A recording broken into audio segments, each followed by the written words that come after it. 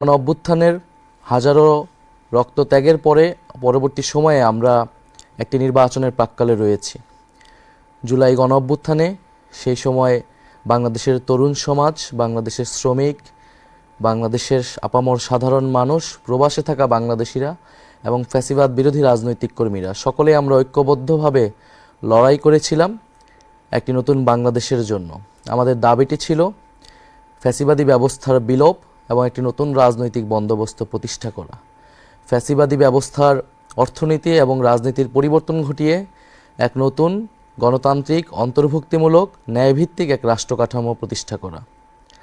বাংলাদেশ রাষ্ট্রের জন্মের পর গত ৫৫ বছরে যে রাজনৈতিক ও সামাজিক বন্দোবস্ত গড়ে উঠেছে তার মূল ভিত্তি ছিল বৈষম্য। এরই পরিণতিতে ২০২৪ সালের জুলাইয়ে পুরো কাঠামো ভেঙে পড়েছিল। এই বৈষম্য কেবল অর্থনৈতিক নয়, এটি রাজনৈতিক ক্ষমতা, সামাজিক মর্যাদা, আইনের প্রয়োগ এবং সুষম বন্টনের প্রতিটি স্তরে গভীরভাবে প্রথিত।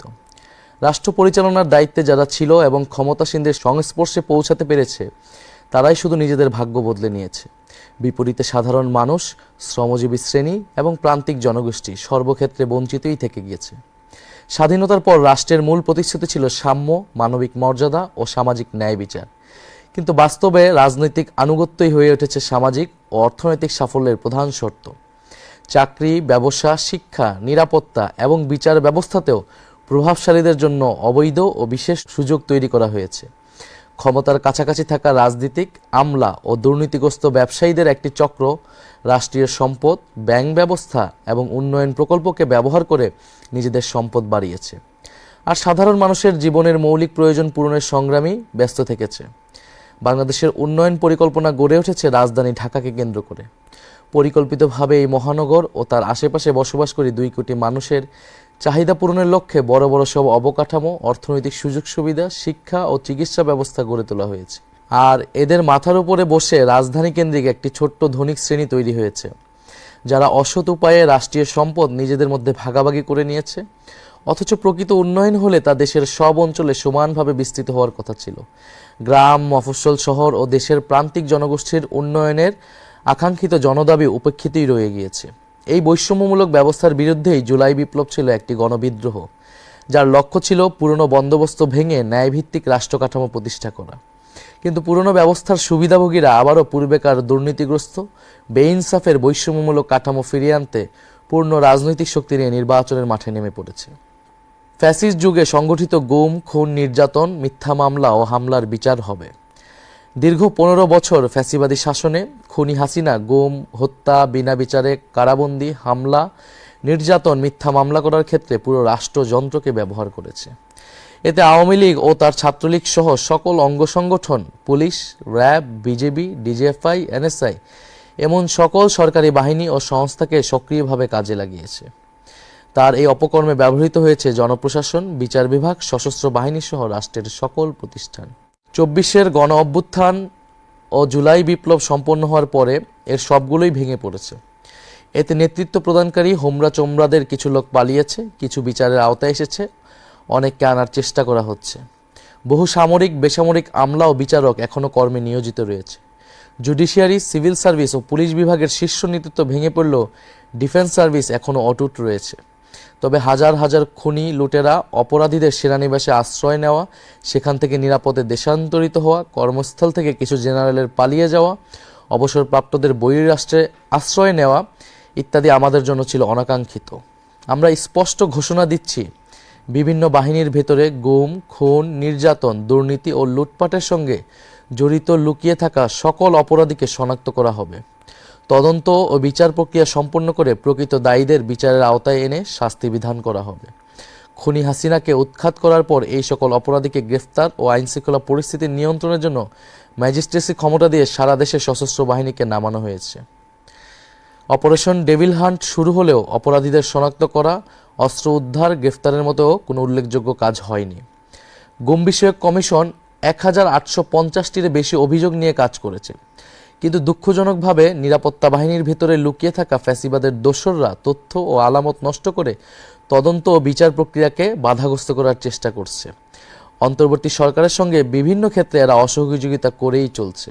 আমাদের লড়াই হবে সেই নিপীড়নের ব্যবস্থা ও বিচারহীনতার সংস্কৃতি সমূলে উৎপাটন করা এবং আওয়ামী ফ্যাসিবাদের সকল প্রবণতা সমাজ থেকে মুছে ফেলা। ব্যাংক ও উন্নয়ন প্রকল্প লোপাটের অর্থ উদ্ধার ও বিচার আমাদের অন্যতম কর্তব্য। বিগত ফ্যাসিবাদী শাসনামলে বাংলাদেশ থেকে $234 বিলিয়ন বা প্রায় 30 লাখ কোটি টাকা লুটপাট করে বিদেশে পাচার করা হয়েছে। ডক্টর দেবপ্রিয় ভট্টাচার্যের নেতৃত্বে প্রণীত শ্বেতপত্র অনুযায়ী হাসিনা ও তার মদতপুষ্ট আওয়ামী ব্যবসায়ী ও আমলারা এই অর্থ বিদেশে সরিয়ে নিয়েছে, যা দেশের অর্থনীতির জন্য এক ভয়াবহ বিপর্যয় বয়ে এনেছে। অন্তর্বর্তীকালীন সরকার এই লুটপাটকৃত এই বিশাল অঙ্কের অর্থ উদ্ধারের চেষ্টা চালানোর কথা বললেও তাদের অবহেলা ও অজ্ঞতার কারণে এখন পর্যন্ত কোনো সাফল্য অর্জিত হয়নি।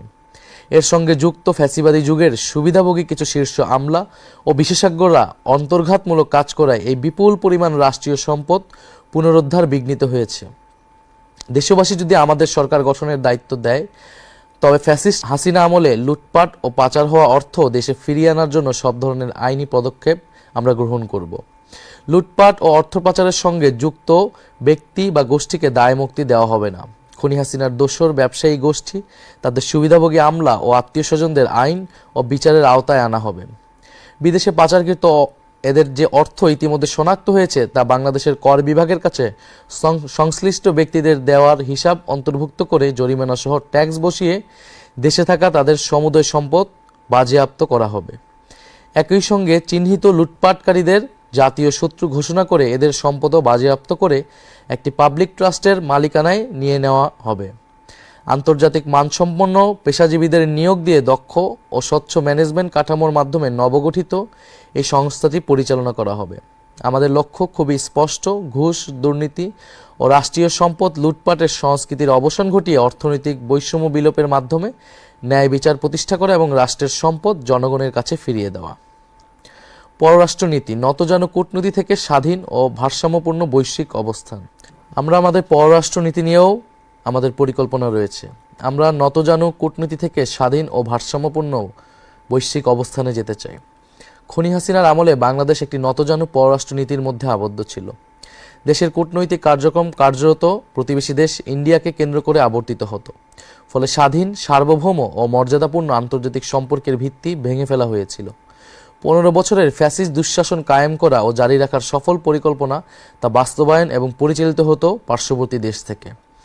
বাংলাদেশের সকল রাষ্ট্রীয় প্রতিষ্ঠানকে দুর্বল করে ফেলা, শাসন ব্যবস্থাকে গণবিরোধী করে তোলা এবং গণতান্ত্রিক ব্যবস্থাকে অকেজো করে দেওয়ার সকল আয়োজন করা হয়েছে ইন্ডিয়ার ইচ্ছা অনুযায়ী। বছরের পর বছর ধরে সীমান্তে নির্বিচারে গুলি করে ইন্ডিয়ার খুনে বাহিনী বিএসএফ শত শত বাংলাদেশি নাগরিককে হত্যা করলেও খুনি হাসিনার সরকার চুপ করে থেকেছে। ফ্যাসিবাদী যুগের স্বরাষ্ট্রমন্ত্রী, পররাষ্ট্রমন্ত্রী, সংশ্লিষ্ট সচিবগণ এবং বিজিবির মহাপরিচালক সহ বিভিন্ন পর্যায়ের অফিসাররা ইন্ডিয়ার এই অসভ্য মানবতাবিরোধী আচরণের পক্ষে সাফাই গিয়ে নিজ দেশের নাগরিকদের স্বার্থের বিরুদ্ধে কথা বলেছে। পৃথিবীর শত্রু ভাবাপন্ন যুদ্ধরত দেশের সীমান্ত এভাবে বেসামরিক নাগরিকদের গুলি করে খুন করার নজির নেই। সবার সাথে বন্ধুত্ব, কারোর সাথে শত্রুতা নয়, এই স্লোগান আওড়ালেও বাস্তবে খুনি হাসিনার পররাষ্ট্রনীতি ছিল ইন্ডিয়ার নির্দেশ পালন করা। সে কারণে পাকিস্তানের প্রতি সর্বক্ষেত্রে বৈরী আচরণ করা হতো। বাস্তবে বাংলাদেশকে বৈশ্বিক পরিসরে একটি করদ রাজ্যে বা পুতুল রাষ্ট্রে পরিণত করেছিল তারা। সে সময় আন্তর্জাতিক অঙ্গনে দেশের অবস্থান খুবই দুর্বল হয়ে পড়েছিল। তাতে আমাদের জাতীয় স্বার্থ ব্যাপকভাবে ক্ষতিগ্রস্ত হয়েছে। জনগণ যদি এনসিপির ওপর আস্থা রেখে রাষ্ট্র পরিচালনার দায়িত্ব দেয়, অর্থনৈতিক এবং বাণিজ্যিক ঘাটতি এবং কারো ওপর নির্ভরশীলতা ক্রমান্বয়ে কমিয়ে এনে আমরা ভারসাম্যপূর্ণ কূটনৈতিক সম্পর্ক তৈরি করব। আমরা অগণতান্ত্রিক শাসকদের নতজানু নীতিকাঠামো ভেঙে জাতীয় স্বার্থকে প্রাধান্য দিয়ে আত্মমর্যাদাপূর্ণ স্বকীয় পররাষ্ট্রনীতি গ্রহণ করব। এছাড়া দক্ষিণ এশিয়ার দেশগুলোর সাথে সম্পর্ক বাড়াতে সার্ককে পুনরুজ্জীবিত করা হবে এবং আসিয়ানে যোগ দেওয়ার চেষ্টা অব্যাহত থাকবে। মুসলিম বিশ্বের সঙ্গে রাজনৈতিক, অর্থনৈতিক ও কৌশলগত সম্পর্কের উন্নয়ন ঘটানো হবে। প্রবাসে থাকা নাগরিকদের সমস্যা সমাধান ও দ্রুত সেবা প্রদানের লক্ষ্যে পৃথিবীর সকল প্রান্তে বাংলাদেশ মিশন স্থাপন করা এবং কূটনীতিকের সংখ্যা বৃদ্ধি করা হবে। লক্ষ্য হবে পৃথিবীর সম্ভাবনাময় সকল দেশে নামেমাত্র খরচে দক্ষ জনবল রপ্তানি করা এবং তারা যাতে কোথাও কোনোভাবে হেনস্থার শিকার না হয় সেই সুরক্ষা দেওয়া। পারস্পরিক শ্রদ্ধা, ন্যায্যতা, সহযোগিতা হবে আমাদের পররাষ্ট্রনীতির মূল ভিত্তি। আমরা আমাদের সশস্ত্র বাহিনীকে নিয়েও পরিকল্পনা রেখেছি। খুনি হাসিনা তার শাসনামলে সশস্ত্র বাহিনীকে রাষ্ট্রের বহিঃশত্রুর বিরুদ্ধে ব্যবহার না করে দলীয় স্বার্থে নিজ দেশের সাধারণ মানুষের বিরুদ্ধে ব্যবহার করেছে। এর ফলে আমাদের সশস্ত্র বাহিনী কার্যত দুর্বল ও অকার্যকর হয়ে পড়ে। যখন আমাদের প্রতিবেশী রাষ্ট্রগুলো পঞ্চম প্রজন্মের ফাইটার জেট তৈরি করার প্রতিযোগিতায় এগিয়ে যাচ্ছে, তখন আমরা এখনও তৃতীয় প্রজন্মের সক্ষমতার মধ্যে সীমাবদ্ধ রয়েছি। বর্তমান কাঠামোতে ডিফেন্স বাজেটের প্রায় 70% কর্মকর্তা কর্মচারীদের বেতন ভাতায় ব্যয় করা হয়, যা দীর্ঘমেয়াদে রাষ্ট্রের জন্য একটি অকার্যকর ও অস্থিতিশীল ব্যবস্থা হয়ে দাঁড়িয়েছে।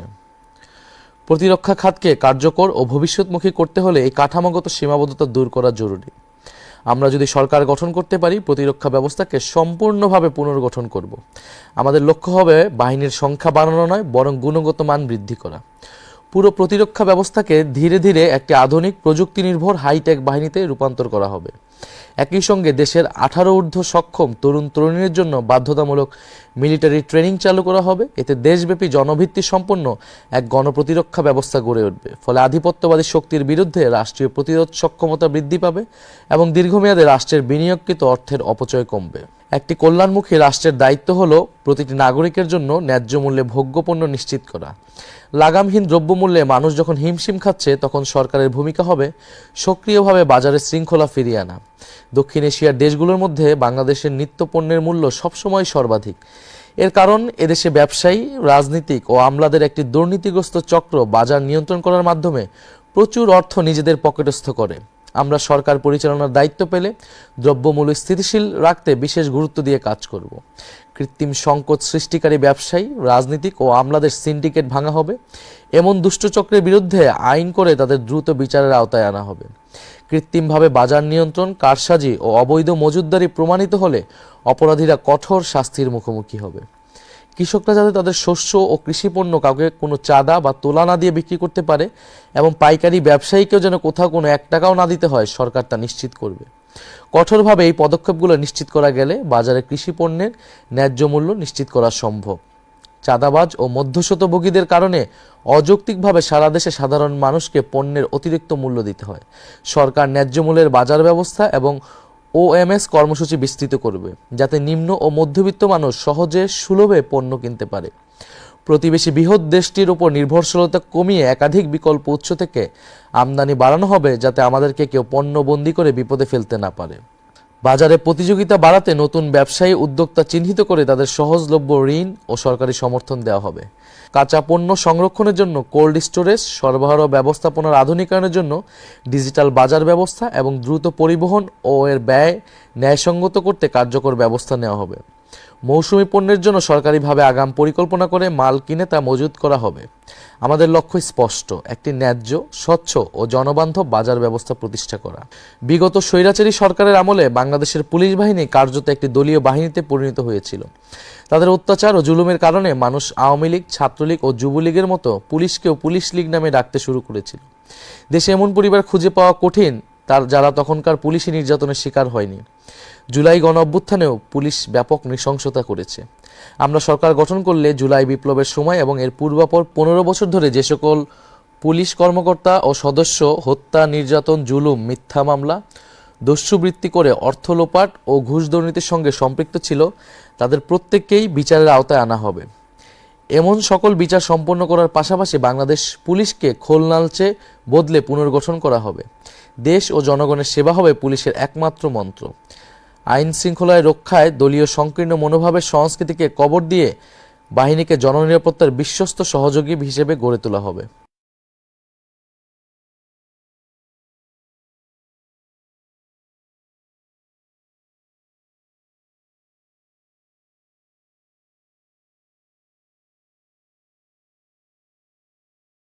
দুর্নীতিগ্রস্ত ব্যবস্থার বিরুদ্ধে লড়াই শুরু করেন। থানায় মামলা নিতে অনীহা, তদন্তে দীর্ঘসূত্রিতা, আদালতে তারিখের পর তারিখ পড়া এবং ব্যাপক অর্থ ব্যয়ের চাপ সব মিলিয়ে বিচার এদেশে ধরাছোঁয়ার বাইরে চলে গিয়েছে। আর ঘুষ, আদালতের দরজায় পা রাখলেই যেন শুরু হয় অবৈধ লেনদেন। নথি নাড়তে টাকা, তারিখ পেতে টাকা, আদেশ পেতে টাকা, ঘুষের বাজারের মহা হৈহুল্লোর মধ্যে বিচারের বাণী স্তব্ধ হয়ে গিয়েছে। ট্রান্সপারেন্সি ইন্টারন্যাশনালের তথ্য বলছে, বিচার নিতে গিয়ে 60%-এর বেশি মানুষ ঘুষ দিতে বাধ্য হয়। সরকারের লিগ্যাল এইড আইন অনুযায়ী গরিব ও মজলুম মানুষের বিনামূল্যে আইনি সহায়তা পাওয়ার কথা থাকলেও এর কোনো সুবিধা নিচে পড়ে থাকা মানুষ পায় না। বাস্তবে বিচারক, উকিল, মোক্তার ও দালাল চক্রের এক জালে সাধারণ মানুষ আটকে যায়, দিশাহীন চক্রে ঘুরপাক খায়। বেশিরভাগ ক্ষেত্রে বিচার চাওয়া বিচার প্রার্থীদের জন্য শাস্তি ও ভোগান্তি হিসেবে হাজির হয়। বছরের পর বছর আদালতের বারান্দায় ঘুরতে ঘুরতে অর্থবিত্ত, সময়, শারীরিক সামর্থ্য এবং জীবনের স্বপ্নও হারিয়ে যায়। ধীরে চলা বিচার অন্যায় ও অবিচারকে বলশালী করে তোলে। আজ বিচার ব্যবস্থা রাজনৈতিক প্রভাব, অর্থশক্তির সুবিধাবাদী চক্রের মাধ্যমে কলুষিত। জেলা আদালত থেকে সর্বোচ্চ সুপ্রিম কোর্ট পর্যন্ত একই অন্ধকারের ছায়া আমরা দেখেছি। ফ্যাসিবাদী শাসনামলে এটা আরও বিস্তৃত ও অধপতিত হয়েছে। ক্ষমতাসীনদের মামলা দ্রুত নিষ্পত্তি হয়, তাদের ইচ্ছামতো রায়ও জোটে। বিরোধী দলে যারা থাকেন তাদের মামলা বছরের পর বছর ঝুলতে থাকে। ভয়ঙ্কর এই অশুভ চর্চার কারণে বাংলাদেশের বিচার ব্যবস্থা আজ ভেঙে পড়েছে। এরা তাদের সকল গৌরব, মর্যাদা ও বিশ্বাসযোগ্যতা হারিয়ে ফেলেছে। নিম্ন আদালত থেকে সুপ্রিম কোর্ট পর্যন্ত সকল স্তরে ন্যায়পরায়ণ, দক্ষ ও শিক্ষিত বিচারক নিয়োগ করে পুরো বিচার ব্যবস্থাকে ঢেলে সাজাতে হবে। বিচারকের সংখ্যা বহুগুণে বাড়াতে হবে। পুরোপুরি ডিজিটাল ব্যবস্থাপনার আওতায় আনতে হবে। ঘুষ, দুর্নীতি নির্ভর রায় বেচা কেনার চলমান আয়োজন ভেঙে ফেলব আমরা। রাষ্ট্রে ও সমাজে ন্যায় বিচার প্রতিষ্ঠিত হলেই এদেশ এগিয়ে যাবে। এটাই এনসিপির অঙ্গীকার। বাংলাদেশের শাসন ব্যবস্থাকে নতুন করে গড়ে তুলতে হবে। বর্তমান প্রশাসনিক কাঠামো এখনও ব্রিটিশ ঔপনিবেশ সৃষ্ট পুরনো মডেলের উপরে দাঁড়িয়ে আছে, যেখানে ক্ষমতা ভয়াবহভাবে কেন্দ্রীভূত। এদেশের প্রচলিত শাসন সংস্কৃতিতে রাজনীতিক আমলা, অসাধু ব্যবসায়ী গোষ্ঠী এই কেন্দ্রীভূত ব্যবস্থাকে ধরে রেখেছে। ফলে ঢাকার অনুমোদন ছাড়া স্থানীয় পর্যায়ে কোনো সিদ্ধান্তই বাস্তবায়ন হয় না, যা উন্নয়নের গতি বাধাগ্রস্ত করে এবং জনগণের প্রয়োজন উপেক্ষিত থাকে। খাদ্য, কৃষি, বস্ত্র, গৃহায়ন, ভূমি ব্যবস্থাপনা, শিক্ষা ও প্রশিক্ষণ, স্বাস্থ্যসেবা, সমাজ কল্যাণ, পরিবেশ ও দুর্যোগ ব্যবস্থাপনা, নারী শিশু উন্নয়ন এবং স্থানীয় অবকাঠামোগত সেবার মতো অধিকাংশ দায়িত্ব উপজেলা পর্যায়ে হস্তান্তর করা হলে সিদ্ধান্ত গ্রহণে ধীরগতি কমবে। স্থানীয় জনগণের চাহিদা অনুযায়ী কর্মসূচি নেওয়া ও তা বাস্তবায়ন হবে এবং জনগণ সেবা পাবে। কেন্দ্রীয় সরকার মূলত প্রতিরক্ষা, পররাষ্ট্রনীতি এবং জাতীয় অবকাঠামোর মতো বড় বিষয়গুলো পরিচালনা করবে। অন্যদিকে উপজেলা ও পৌর প্রশাসন জনগণের দৈনন্দিন সেবা নিশ্চিত করবে।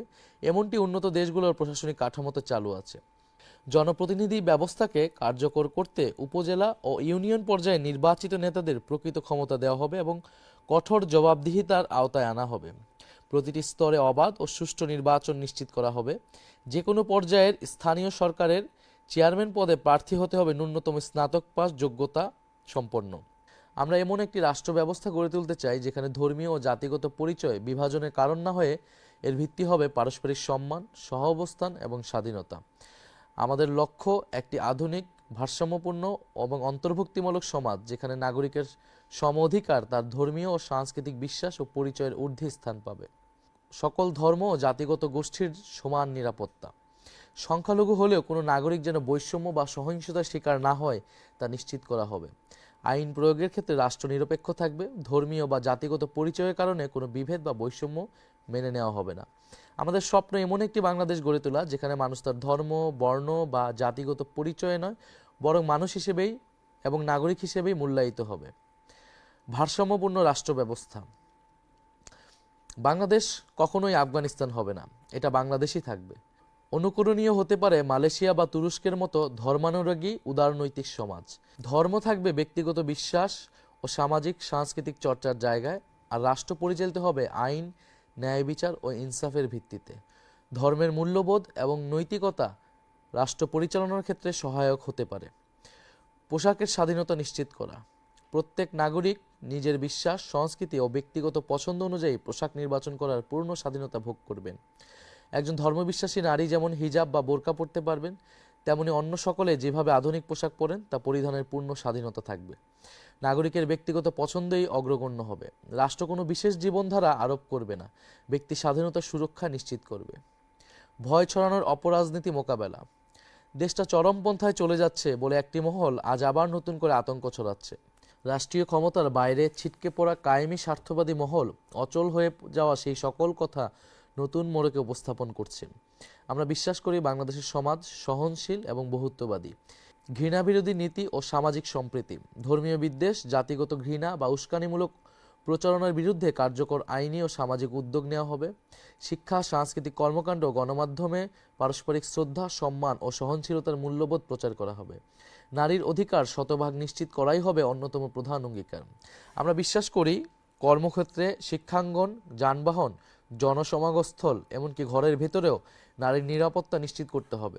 সরকারি চাকরি, রাজনীতি, জাতীয় সংসদ, স্থানীয় সরকার সহ সকল পর্যায়ে নারীদের যৌক্তিক অংশগ্রহণের সুযোগ অবারিত করা হবে। গৃহস্থলে সহিংসতা, যৌন হয়রানি সহ সকল ধরনের নারী নির্যাতনের ক্ষেত্রে জিরো টলারেন্স নীতি গ্রহণ করা হবে। অতীতের অনুসরণযোগ্য দৃষ্টান্ত রয়েছে। সরকারের অ্যাসিড নিক্ষেপের মতো ভয়ঙ্কর ঘটনা কঠোর আইনের মাধ্যমে নিয়ন্ত্রণ আনতে সক্ষম হয়েছে। অতীতের অনুসরণযোগ্য দৃষ্টান্ত রয়েছে। সরকার অ্যাসিড নিক্ষেপের মতো ভয়ঙ্কর ঘটনা কঠোর আইনের মাধ্যমে নিয়ন্ত্রণে আনতে সক্ষম হয়েছে। তেমনি নারী সুরক্ষার ক্ষেত্রেও প্রান্ত থেকে কেন্দ্র পর্যন্ত প্রচলিত আইনগুলোর কঠোর প্রয়োগ করা গেলে এমন অপরাধ কমে যাবে। নারী নির্যাতনের বিরুদ্ধে জনপ্রতিরোধের সংস্কৃতি গড়ে তোলা প্রয়োজন। নারীদের প্রতি হওয়া সাইবার বুলিংয়ের বিরুদ্ধে আমরা কঠোর পদক্ষেপ গ্রহণ করব। নারীদের উচ্চশিক্ষার জন্য আমরা আরও উদ্যোগ গ্রহণ করব এবং নারীরা যাতে রাজনীতিতে আরও সুযোগ পায় সে ধরনের ব্যবস্থা গ্রহণ করা হবে, যেটা অলরেডি জুলাই সনদে আমাদের প্রস্তাবনায় ছিল। অন্য রাজনৈতিক দলগুলোর সহযোগিতা না থাকার কারণে আমরা সেটা এবার বাস্তবায়ন করতে পারিনি। স্বাস্থ্য ও চিকিৎসা, ভবন আছে, ডাক্তার আছে, সেবা নেই। খাতা কলমে উন্নয়নের গল্প যতই শোনা যাক, বাস্তবতা সম্পূর্ণ ভিন্ন। কাগজে কলমে দেশে ডাক্তার নার্সের অভাব নেই, হাসপাতাল ক্লিনিকেরও কমতি নেই। বড় বড় ভবন আছে, ঝকঝকে আধুনিক যন্ত্রপাতিও আছে, কিন্তু সাধারণ মানুষ কি সেই সেবা পাচ্ছে? না, তা অধরাই থাকছে। কারণ স্বাস্থ্যখাত প্রাতিষ্ঠানিক লুটপাটের সংস্কৃতির কাছে জিম্মি হয়ে গেছে, যা চিকিৎসা সেবার মতো মহান পেশাকেও ভয়ঙ্কর এক পণ্যে পরিণত করেছে। সরকারি হাসপাতালের গেট থেকে কাউন্টার, সর্বত্র ফাঁদের জাল। সরকারি হাসপাতালের গেট পেরোলেই রোগীকে ঘিরে ধরে দালাল চক্র। যে দেশে বিনামূল্যে চিকিৎসার কথা বলা হয়, সেখানে ট্রলি ঠেলতে কিংবা ওয়ার্ডে একটি সিট পেতেও গরিব মানুষকে টাকা গুনতে হয়। হাসপাতালে কেন্দ্র থেকে কোটি টাকার ওষুধ যায়, অথচ কাউন্টারে গিয়ে রোগী শুনে সাপ্লাই নেই। সেই ওষুধই পেছনের দরজা দিয়ে বাইরে বিক্রি হয়ে যায়। একজন রোগী যখন বাঁচার আশায় হাসপাতালে আসেন, তখন চিকিৎসার বদলে শুরু হয় টেস্ট বাণিজ্য। কোটি টাকার এমআরআই বা সিটি স্ক্যান মেশিন মাসের পর মাস প্যাকেটবন্দি হয়ে পড়ে থাকে, কিংবা নষ্ট হওয়ার অজুহাত দেখানো হয়। একটাই উদ্দেশ্য, কমিশন ভিত্তিক প্রাইভেট ক্লিনিকে রোগী পাঠানো। অকারণে ধরিয়ে দেওয়া হয় অপ্রয়োজনীয় টেস্টের লম্বা তালিকা। দিন শেষে মধ্যবিত্ত ও দরিদ্র মানুষ সর্বশান্ত হয়, কিন্তু কাঙ্ক্ষিত সেবাটুকু পায় না। এই মুহূর্তে আমাদের নতুন হাসপাতালের সংখ্যা বাড়ানোর থেকেও হাসপাতাল ব্যবস্থাপনা ঠিক করা এবং দুর্নীতি দূর করাটা প্রধান কর্তব্য। কারণ অপচয় করার মতো অর্থ রাষ্ট্রের নেই। সমস্যা ইট পাথরের দালানে নয়, সমস্যা ব্যবস্থাপনায়, জবাবদিহিতার অভাবে। হাজার হাজার কোটি টাকা ব্যয় করে নতুন ভবন নির্মাণের চেয়ে বিদ্যমান সম্পদের দুর্নীতিমুক্ত ব্যবহার নিশ্চিত করাই সময়ের প্রধান দাবি। অচলায়তন ভাঙার কঠোর সিদ্ধান্ত, এই অচল ব্যবস্থা ভাঙতে আমরা কঠোর সিদ্ধান্ত নিতে চাই। সরকারি চাকরিতে নিয়োজিত কোনো ডাক্তার, নার্স বা স্বাস্থ্যকর্মী বাইরের প্রাইভেট প্র্যাকটিস করতে পারবেন না। জনগণকে নিশ্চিত করতে চাই দেশের সেরা স্পেশালিস্ট চিকিৎসকেরা দিনের কাজ শেষে সরকারি হাসপাতালেই বসে সরকার নির্ধারিত ভিজিট নিয়ে রোগী দেখার ব্যবস্থা করবে। সরকারি সম্পদ লুটপাটের এই সংস্কৃতি আমরা ভেঙে ফেলতে চাই। আমরা এমন একটা স্বাস্থ্য ব্যবস্থা গড়ে তুলতে চাই যেখানে চিকিৎসা শব্দের অর্থ হবে সেবা নিশ্চিত করা।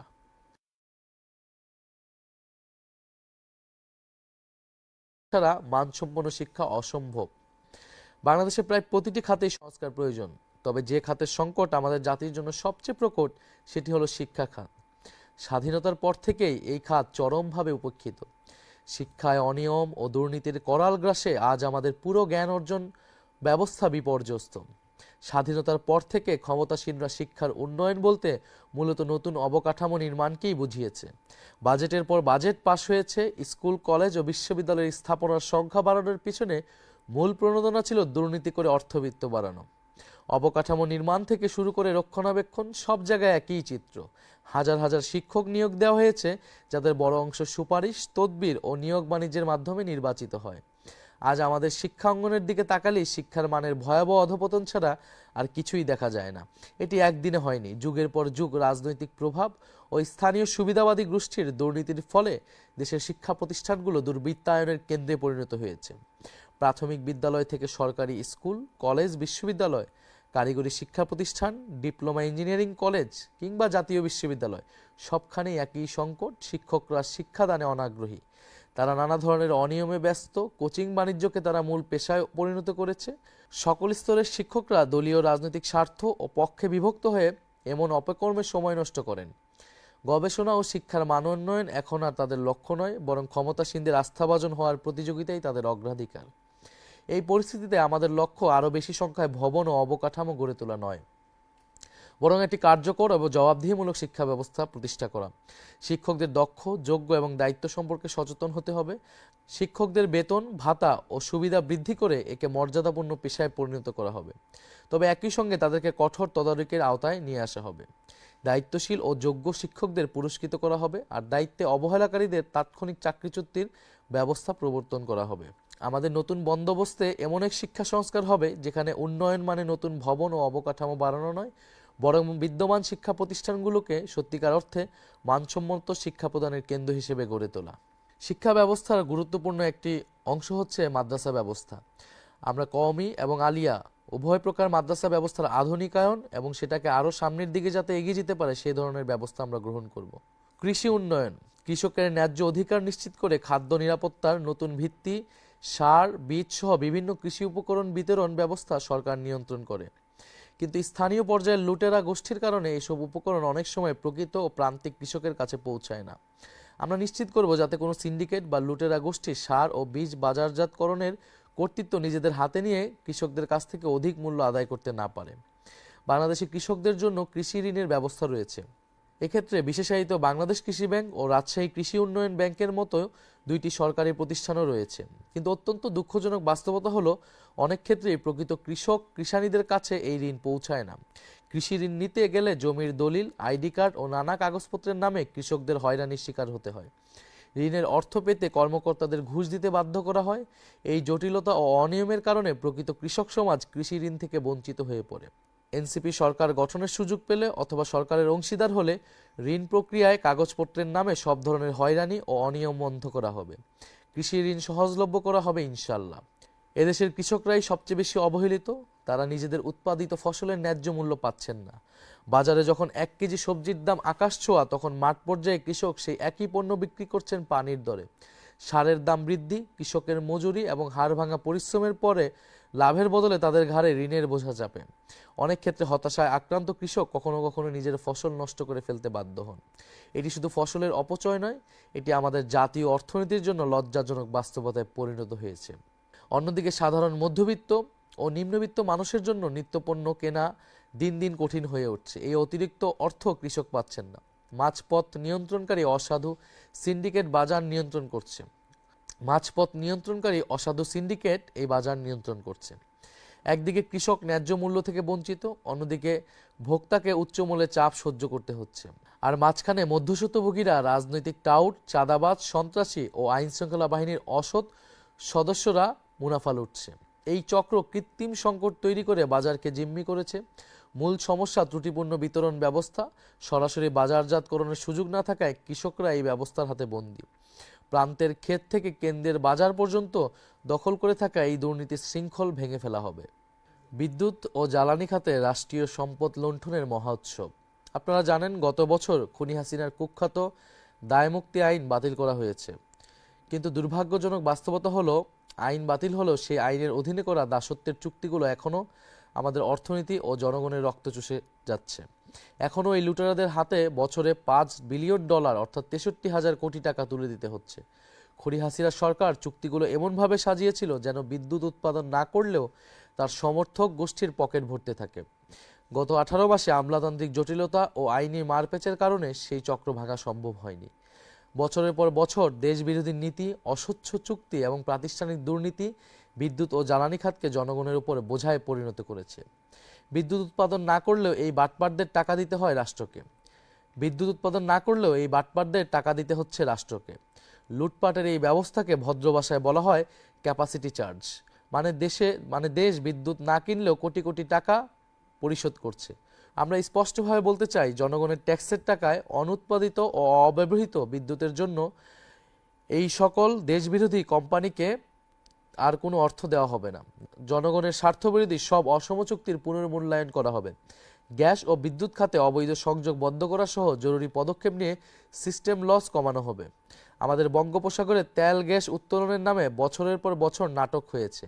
আমরা সেই নাটকের ইতি টানতে চাই। আমরা সরকার পরিচালনার দায়িত্ব পেলে সমুদ্র সীমানায় থাকা তেল গ্যাস উত্তোলনের উদ্যোগ গ্রহণ করব। দীর্ঘমেয়াদে দেশের বিদ্যুৎ ও জ্বালানি নিরাপত্তা নীতি প্রণয়ন ও ব্যবস্থা গড়ে তোলা হবে এনসিপির অন্যতম লক্ষ্য। কর্মসংস্থান, ন্যায্য মজুরি ও প্রবাসী শ্রমিকদের স্বার্থ অগ্রাধিকার পাবে।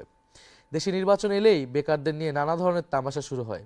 কেউ বেতার ভাতার প্রতিশ্রুতি দেয়, কেউ নতুন কর্মসংস্থানের কথা বলে, কিন্তু বেকারত্বের মূল কারণ কি এবং কিভাবে এই সংকটের সহনীয় সমাধান সম্ভব তা নিয়ে আলোচনা হয় না।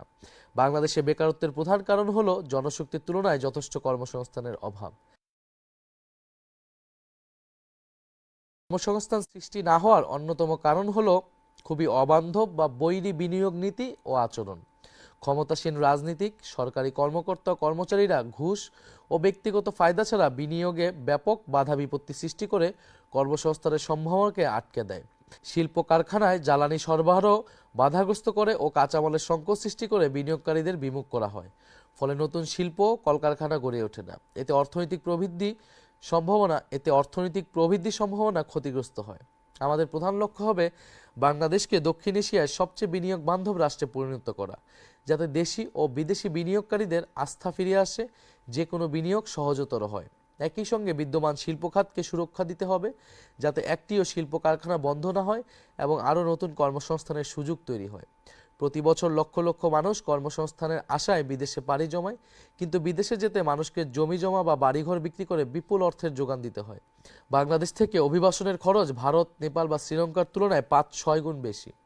এর পিছনে রয়েছে রাজনৈতিক দল ও আমলাদের সমর্থিত ভুল নীতি ও খুবই সক্রিয় একটি মাফিয়া চক্র। এরা কৃত্রিমভাবে ভিসা সংকট, অভিবাসনের পথে নানা জটিলতা এবং উড়োজাহাজ ভাড়াসহ পুরো প্রক্রিয়াকে নিয়ন্ত্রণ করে ইচ্ছামতো অর্থ আদায় করছে।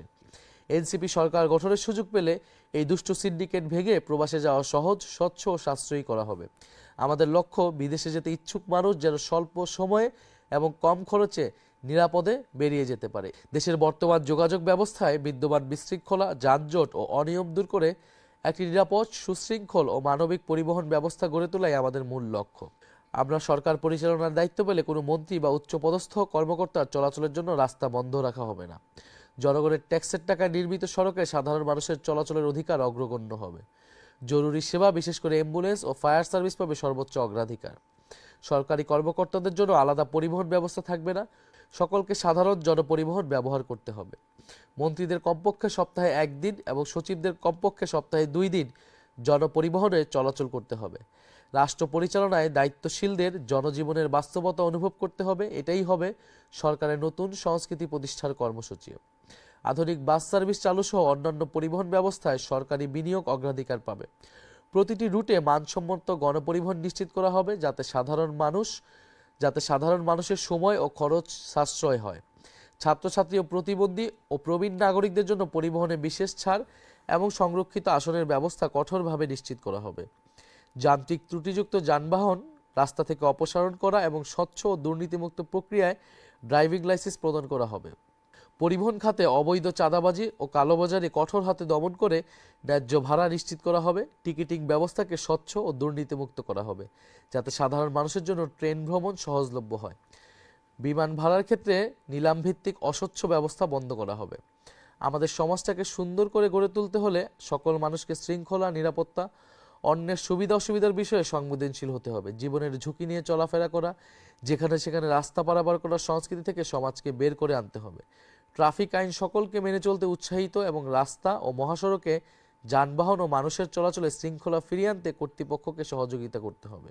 আমরা বঙ্গোপসাগরের সীমানা ঘিরে একটি সুনীল অর্থনীতি গড়ে তুলব এবং বঙ্গোপসাগরে আমাদের যেই ন্যায্য হিস্সা রয়েছে, জনগণের অভিপ্রায় অনুসারে আমরা সেই হিস্সা আদায় করব। বঙ্গোপসাগরকে কেন্দ্র করে আমাদের জাতীয় সম্পদের একটি গুরুত্বপূর্ণ কেন্দ্র আমরা তৈরি করব। আমরা আমাদের পরিবেশ এবং জলবায়ু নিয়েও ভবিষ্যৎ প্রজন্ম এবং ভবিষ্যৎ বাংলাদেশকে উপযোগী করে গড়ে তুলব। জলবায়ু উদ্বাস্তুদের জন্য আমরা ব্যবস্থা নিব। আমরা পরিবেশ করের ব্যবস্থা করব, যাতে আমরা পরিবেশ দূষণ কমাতে পারি।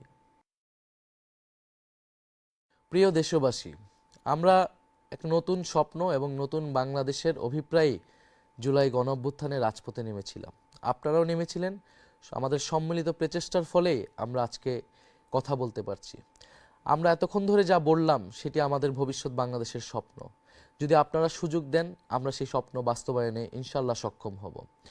আপনারা গত 1.5 বছরে দেখেছেন যে কারা সংস্কারের বিরোধিতা করেছে, কারা নতুন বন্দোবস্ত প্রতিষ্ঠার বিরোধিতা করেছে, যা কারা পুরনো অর্থনৈতিক এবং রাজনৈতিক ব্যবস্থাকে আঁকড়ে ধরে রাখতে চেয়েছে। প্রিয় দেশবাসী, আমরা চাই পরিবর্তনের রাজনীতি, সংস্কারের রাজনীতি। বাংলাদেশকে দুর্নীতিমুক্ত, বৈষম্যমুক্ত এবং আধিপত্যবাদ মুক্ত একটি ন্যায়ভিত্তিক রাষ্ট্র হিসেবে প্রতিষ্ঠা করাই আমাদের উদ্দেশ্য। সেই উদ্দেশ্যে আমরা 11টি দল এবার ঐক্যবদ্ধভাবে নির্বাচনে অংশগ্রহণ করছি। আমাদের জাতীয় নাগরিক পার্টি এনসিপির শাপলাকলি মার্কায় 30 জন প্রার্থী সারা দেশের বিভিন্ন জায়গা থেকে নির্বাচনে অংশগ্রহণ করছে। আমি আপনাদের প্রতি আহ্বান জানাচ্ছি, অনুরোধ করছি, আপনারা তরুণ প্রজন্মকে সুযোগ দেন, পরিবর্তনের রাজনীতিকে সুযোগ দেন। আগামী 12ই ফেব্রুয়ারি আপনাদের কাছে সুযোগ এসেছে, আপনারা বেছে নেবেন পরিবর্তনের রাজনীতি নাকি পুরনো রাজনীতি। আমরা বিশ্বাস করি বাংলাদেশের মানুষ আপনারা পরিবর্তন চান, সংস্কার চান। গত 1.5 বছরে আমরা অনেক কিছুই অর্জন করতে পারিনি। সেই হতাশা, সেই ক্ষোভ আমাদের আছে। আমাদের অনভিজ্ঞতা, আমাদের সীমাবদ্ধতা, আমরা সব কিছুই স্বীকার করে নিচ্ছি। সব কিছু স্বীকার করে নিয়েই আমরা আপনাদের কাছে আরেকটিবার সুযোগ চাচ্ছি। এবারে নির্বাচনে আপনারা জাতীয় নাগরিক পার্টি এনসিপি এবং 11 দলীয় জোটকে সমর্থন করুন। 11 দলীয় জোট আগামী নির্বাচনে জয়লাভ করলে আমরা যেই পরিবর্তনের বাংলাদেশ, যে ইনসাফের বাংলাদেশের কথা আমরা বললাম, সেই বাংলাদেশ আমরা প্রতিষ্ঠা করতে পারব। আমাদের ভাই শরীফ ওসমান হাদি এরকম একটি বাংলাদেশের স্বপ্ন দেখেছিলেন, তাকে করুণভাবে শাহাদাত বরণ করতে হয়েছে। আমরা নিশ্চয়ই সেই শরীফ ওসমান হাদি হত্যার বিচার নিশ্চিত করব, জুলাইয়ের খুনিদের আমরা বিচার নিশ্চিত করব এবং অবশ্যই আগামী নির্বাচনের সাথে গণভোট অনুষ্ঠিত হতে যাচ্ছে, আপনারা জানেন। সেই গণভোটে আপনারা অবশ্যই হ্যাঁ এর পক্ষে ভোট প্রদান করবেন। হ্যাঁ এর পক্ষে ভোট প্রদানের মাধ্যমে বাংলাদেশের সংস্কারের ধারাকে আপনারা অব্যাহত রাখবেন।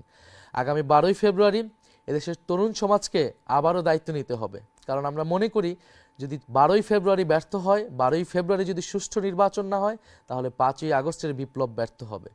ফলে 5ই আগস্টকে সফল করতে হলে, 5ই আগস্টের অর্জনকে এবং আকাঙ্ক্ষাকে এগিয়ে নিয়ে যেতে হলে আমাদেরকে 12ই ফেব্রুয়ারি একটি সুষ্ঠু